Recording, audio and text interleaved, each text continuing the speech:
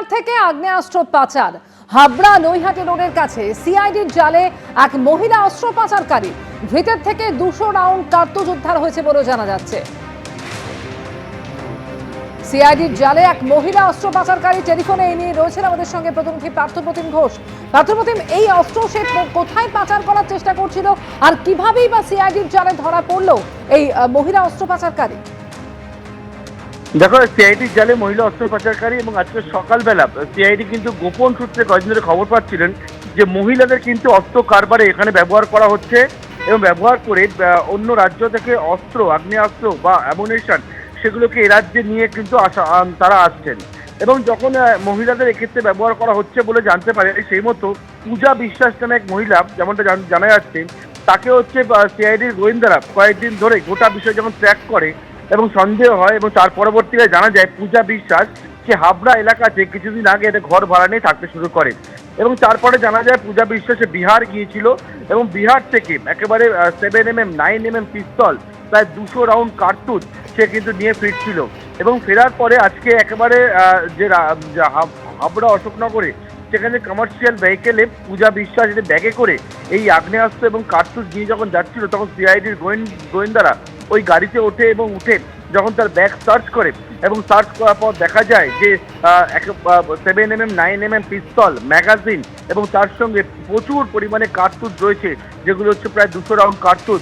সেই কার্তুজ কিন্তু সেখান থেকে বাজেয়াপ্ত করেছে সিআইডির গোয়েন্দারা এবং একেবারে দেখতে পাচ্ছ যে এই যে বিশাল সংখ্যায় কার্তুজ এবং আগ্নেয়াস্ত্র সেইটা জানা যাচ্ছে সেটা হচ্ছে সিআইডির দাবি যে তারা বিহার থেকে নিয়ে আসছিল এই পূজা বিশ্বাস নামে মহিলা এবং নিয়ে এসে এখানে অস্ত্র কারবারিদের সঙ্গে তার হচ্ছে যোগাযোগ রয়েছে এবং এই অস্ত্র কারবারে একেবারে মহিলাদেরকে ব্যবহার করে ট্রানজিট রুট করছে তারা এবং এই অস্ত্র যাতে সহজেই চলে আসে ভিন রাজ্য থেকে, সেই জন্য কিন্তু মহিলাদেরকে এখানে অস্ত্র কারবারিরা ব্যবহার করছে এবং পূজা বিশ্বাসের কাছ থেকে যে বিপুল পরিমাণে এই কার্তুজ এবং আগ্নেয়াস্ত্র উদ্ধার হয়েছে সেগুলোকে ইতিমধ্যেই কিন্তু সিআইডির গোয়েন্দারা তারা বাজেয়াপ্ত করেছে এবং অভিযুক্তকে জিজ্ঞাসাবাদ করা হচ্ছে। এর পিছনে আরো কারা কারা যুক্ত রয়েছে সেই সমস্ত বিষয়টা জানার চেষ্টা করছেন তদন্তকারী অফিসারেরা। ধন্যবাদ পার্থ।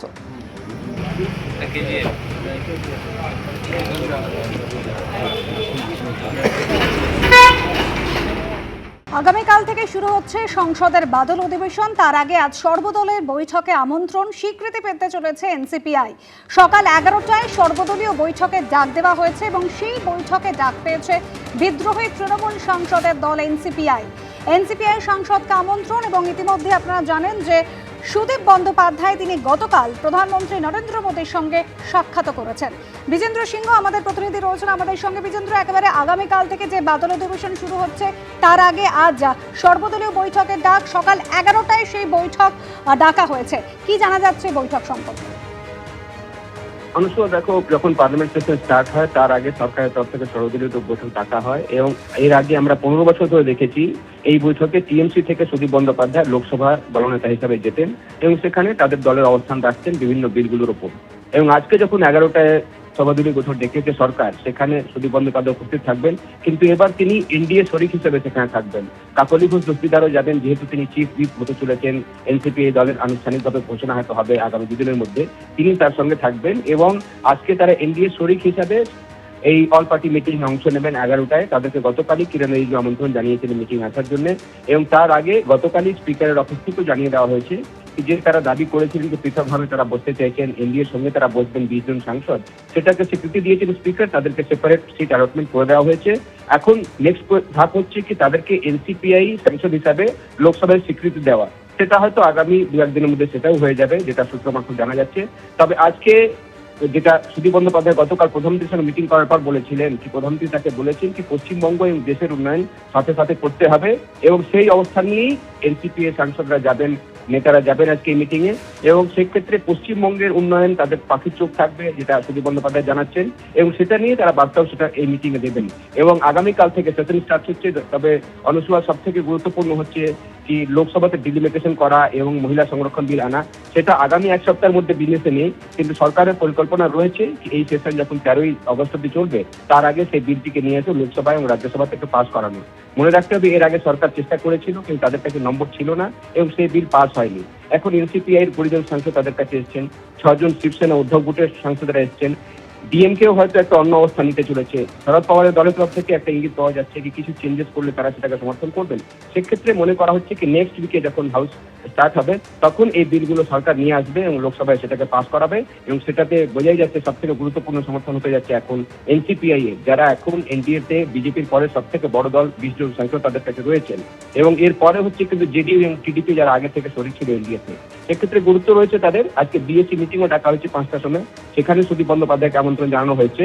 এখন দেখতে হবে কি আজকে মিটিং এর প্রথমেই এনডিএ শরিক হিসাবে যখন তারা উপস্থিত থাকবেন তারা কি অবস্থান নিচ্ছেন 11টার এই সর্বদলীয় বৈঠক। অনুসুয়া, ধন্যবাদ বিজেন্দ্র। নিঃসন্দেহে এখন নজর রয়েছে সকাল 11টার দিকে যখন সর্বদল বৈঠক ডাকা হয়েছে, যে বৈঠকে আমন্ত্রণ পেয়েছেন বিদ্রোহী সাংসদরা এবং শতাব্দী রায় তিনি ইতিমধ্যেই কলকাতা বিমানবন্দর থেকে রওনা হয়েছেন। রওনা হওয়ার আগে কি বললেন শোনাবো।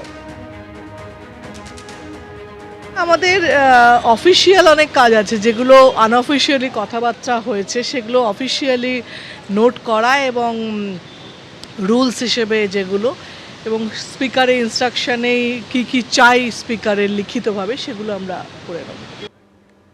একেবারে এনসিপিআইতে যে 20 জন সাংসদ তৃণমূল ছেড়ে যোগ দিয়েছেন তারা সর্বদলীয় বৈঠকে ডাক পেয়েছেন। সকাল 11টায় বৈঠকে তারা যোগ দেবেন। ঋতব্রত বন্দ্যোপাধ্যায় বিধায়ক তিনি কি জানাচ্ছেন শোনাবো। এটা একটা আলাদা পলিটিক্যাল ফরমেশন যদি হয়ে থাকে, মাননীয় স্পিকার যদি মান্যতা দিয়ে থাকেন, আমি আপনাদের থেকেই শুনছি। এটা লোকসভার ব্যাপার, কি হয়েছে জেনে জানবার চেষ্টা করব। কিন্তু এনসিপিআই এর সঙ্গে আমাদের তো কোনো সরাসরি সম্পর্ক নেই, কোনো যোগাযোগ নেই। মানে ব্যক্তিগত যোগাযোগ থাকতে পারে, রাজনৈতিক যোগাযোগ নেই। তো এটা পার্লামেন্টে মাননীয় স্পিকার যদি কোনো সিদ্ধান্ত নিয়ে থাকেন, মিটিংয়ে যদি ওরা ডাক পান, সেটা স্পিকার যেরকম মনে করেছেন সেরকম করেছেন। ভেঙে খান খান হয়েছে কালীঘাট তৃণমূল। কালীঘাট শিবির ক্রমশ ফাঁকা হচ্ছে, আর এরই মধ্যে গতকাল বিদ্রোহীদের চ্যালেঞ্জ ছুড়লেন অভিষেক বন্দ্যোপাধ্যায়। আপনারা দলে ফিরুন, আমি ইস্তফা দেব। আপনারা দলে ফিরে এলে আমি 1 ঘন্টার মধ্যে ইস্তফা দেব বলে চ্যালেঞ্জ ছুড়লেন অভিষেক বন্দ্যোপাধ্যায়। তারা যদি বলে যে দলের এই পারফরমেন্সের জন্য বা পরাজয়ের জন্য যদি অভিষেক বন্দ্যোপাধ্যায় দায়ী হয়, তাহলে 24-এ যে তৃণমূল কংগ্রেস 29টা আসন পেয়েছে তার কৃতিত্বও আমার। যদি ডিসক্রেডিট আমার হয়, হারে, তাহলে জেতার সময় ক্রেডিটও আমার। আর যাদের আমাকে নিয়ে সমস্যা তাদেরকে অনুরোধ করব যে মানুষ বোকা নয়। আজকে 18 তারিখ, আপনি 19 তারিখ আসুন, 20 তারিখ আসুন, 21 তারিখ আসুন, যবে আসার আসুন, আজকে চলে আসুন। আপনারা ফিরে আসুন, আমি 1 ঘন্টার মধ্যে ইস্তফা দিয়ে দিচ্ছি। কেউ আসবে না। ডিল হচ্ছে ওদিকে যাও, অভিষেক ব্যানার্জিকে গালাগালি দাও, তোমাকে বেঁচে থাক, তোমাকে বাঁচিয়ে রাখবো, ইডিও ধরবে না, সিবিআইও ধরবে না। অভিষেক বন্দ্যোপাধ্যায় এই চ্যালেঞ্জকে কটাক্ষ করেছেন সাংসদ শতাব্দী রায়। তিনি বলছেন এটা মনে হয় 4 তারিখ ভোটের ফলের পর 5 তারিখ করলে ভালো হতো, তাহলে হয়তো মমতা বন্দ্যোপাধ্যায়ের রাজনৈতিক জীবনে এটা হতো না। অভিষেক বন্দ্যোপাধ্যায় এই সিদ্ধান্ত 5 তারিখ নিলে ভালো হতো, যেটা দেরিতে হলো, বলছেন সাংসদ শতাব্দী রায়। আসলে এটা আমার মনে হয় 4 তারিখের রেজাল্টের পর 5 তারিখ করলে ভালো হতো। উচিত ছিল 5 তারিখে কথা, তাহলে অন্তত মমতা ব্যানার্জির পলিটিক্যাল ক্যারিয়ারে এরকম অবস্থা হতো না। দেখো, হার জিত তো আছে, যে কোনো দলই হারতে পারে, জিততে পারে, কিন্তু বাদবাকি দল যে টুকরো টুকরো টুকরো টুকরো হয়ে গেল, দিদির মতো একটা নেত্রীর দল, সেটা খুব দুঃখজনক। কিন্তু এই ডিসিশনটা আমার মনে হয় অভিষেকের 5 তারিখে নিলে ভালো হতো, যেটা এতদিন অনেক লেটে নিল। বিদ্রোহীদের চ্যালেঞ্জ ছুড়ছেন অভিষেক বন্দ্যোপাধ্যায় যে আপনারা দলে ফিরে এলে আমি 1 ঘন্টার মধ্যে ইস্তফা দেব। আর অভিষেক বন্দ্যোপাধ্যায়ের এই বক্তব্য প্রসঙ্গে কি বলছেন বিরোধী দলনেতা ঋতব্রত বন্দ্যোপাধ্যায়, আসুন শুনে নেওয়া যাক। যে লুটেরারা চলে গেছে ভয়ে, তো সেই লুটেরাদেরই ফিরত আসতে বলছেন। প্রথম কথা, মন্তব্যটা স্ববিরোধী। গতকাল কি বলেছেন তাল রাখতে পারছেন না, মাথা ঠিক নেই। 2024-এ নির্বাচনের সব কৃতিত্ব যদি ওনার হয়, তাহলে 26-এও দায় মেনে নিয়ে এতদিনে পদত্যাগ করা উচিত ছিল। 4 মে যখন ওখানে হচ্ছে স্ট্যান্ডিং ওভেশন নিয়েছিলেন, 80 বছরের ওপরের যে এমএলএরা উঠে দাঁড়াতে হয়েছিল তাদের, আজ আপনার পিসি বলেছে স্ট্যান্ডিং ওভেশন দিতে, আপনার তো উচিত ছিল। ন্যূনতম লজ্জা যে নেই তার প্রমাণ হচ্ছে তখন স্ট্যান্ডিং ওভেশনটা নিয়েছিলেন। বার্ষিক যে বিপুল পরিমাণ সুদ, ব্যাংকের টাকা থেকে যে সুদ আসে, সেই সুদ কোথায়, কার জন্য খরচ হয়েছে? সেই সুদ কি সাধারণ কর্মীরা হচ্ছে তাদের জন্য খরচ হয়েছে? এমনি একটা 4 টাকার প্রতি 4 টাকা স্পেন্ডিং এর 1 টাকা ওনার আকাশ ভ্রমণের জন্য ব্যবহার হয়েছে। ওনার প্রাইভেট ফ্লাইট কিনেছেন, হেলিকপ্টার কিনেছেন, টাকা দিয়েছেন পার্টির অ্যাকাউন্ট থেকে, তারপর আবার সেই কোম্পানিকেই ভাড়া দিচ্ছেন পার্টির অ্যাকাউন্ট থেকে। মানি লন্ডারিং এর, মানি সাইফনিং এর নতুন ভিস্টা খুলেছেন। তো এটা তো আমরা জানতে চাই, আমাদের তো জানাতে হবে যে এই টাকা কিভাবে খরচ হলো, কার জন্য খরচ হলো। ন্যূনতম লজ্জা থাকলে অবিলম্বে পদত্যাগ করুন। শুধু জেনারেল সেক্রেটারির পদ থেকে নয়, যেটা আছে তার সঙ্গে লোকসভার দলনেতারও যে কজনের উনি দলনেতা, সেই কজনের লোকসভার দলনেতার পদ থেকেও পদত্যাগ করুন। আর অভিষেক বন্দ্যোপাধ্যায়ের চ্যালেঞ্জ নিয়ে কেন্দ্রীয় প্রতিমন্ত্রী সুকান্ত মজুমদারের বক্তব্য, এরকম চ্যালেঞ্জ উনি বারবার করেন। অভিষেক বন্দ্যোপাধ্যায় নিজেই চান না সবাই দলে ফিরুক। বহুবার এই ধরনের চ্যালেঞ্জ করেছিলেন। 19-এ বলেছিলেন যে অর্জুন সিং যদি জেতে উনি হাতের পাঞ্জা নাকি কেটে দেবেন। তারপরে বলেছিলেন দুর্নীতির যদি কোনো চার্জ বা ওনার বিরুদ্ধে কিছু আসে তাহলে উনি নাকি ফাঁসির মঞ্চ, কাউকে কিছু করতে হবে না, উনিই ফাঁসির মঞ্চ বানাবেন এবং তার সেখান থেকে ফাঁসি নিয়ে নেবেন। সমস্ত কিছুই হয়েছে, কোনোটাই উনি করেননি। ওনার কথাটা কে বিশ্বাস করবে আমি জানি না, সেটা ওরা তৃণমূলের ভেতরের ব্যাপার। কে বিশ্বাস করে যাবে, কে যাবে না, কে অভিষেকের হাত ধরবে না, কে দিদির হাত ধরবে না, আমাদের জানা নেই। কিন্তু এটা কমসে কম আমি বলে দিচ্ছি যে ভোটের আগেও যেটা বলতাম যে তৃণমূলের শেষ পর্যন্ত পিসি আর ভাইপোই পড়ে থাকবে, আর কেউ থাকবে না, সেটা সত্যি হচ্ছে। আর এর আগে খুব সম্প্রতি শিবির বদলেছেন মদন মিত্র থেকে শুরু করে অনুব্রত মণ্ডল এবং বিদ্রোহী হয়েছেন রাজীব বন্দ্যোপাধ্যায়, এবং তাদের প্রত্যেকেরই নিশানায় অভিষেক বন্দ্যোপাধ্যায়। অভিষেকের জন্যে অনেকেরই জেল যাত্রা হয়েছে এবং আরো অনেকের জেল যাত্রা হবে, সেটা অভিষেকের লিস্ট তো আমি বলতে পারবো না।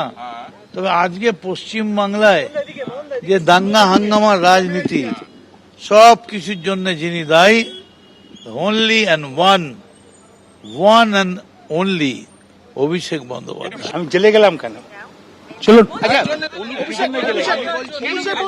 কি জন্য জেলে গেলাম?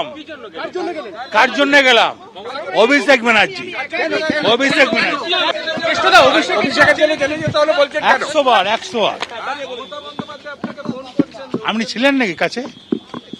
আপনি মমতা ব্যানার্জির কাছে ছিলেন নাকি যখন ফোন করেছিল? ছিলেন?